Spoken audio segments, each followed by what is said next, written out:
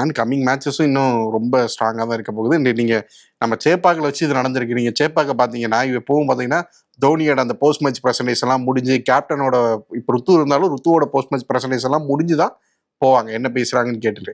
இன்னைக்கு பார்த்தா 18th over 19th ஓவரை கலைஞ்சு போக ஆரம்பிச்சாங்க. கிரவுண்டே மயான அமைதியா இருந்துச்சு.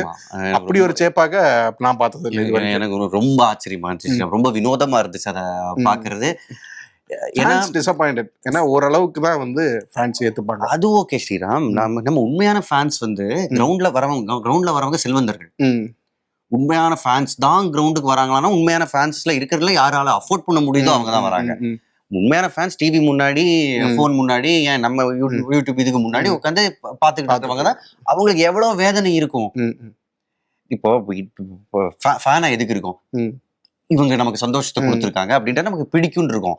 அண்ட் இந்த ஐபிஎல் ஃபேண்டம்னு வரப்ப இன்னொருத்தன் கலாய்ப்பான், இன்னொருத்தன் எந்த மூஞ்சியை காட்டுவாங்க இந்த ஃபேன்ஸ். எனக்கு அதுவும் நான் சொல்றது அதான். நீங்க வந்து ஜெயிக்கிறதுக்காக விளையாடி சண்டை போட்டு தோத்தீங்கன்னா அதுல ஒரு பெருமை இருக்கும். அதை பத்தி பேசலாம், அதை பத்தி நம்ம வந்து வர்ணிக்கலாம், என்ன வேணா பண்ணலாம்.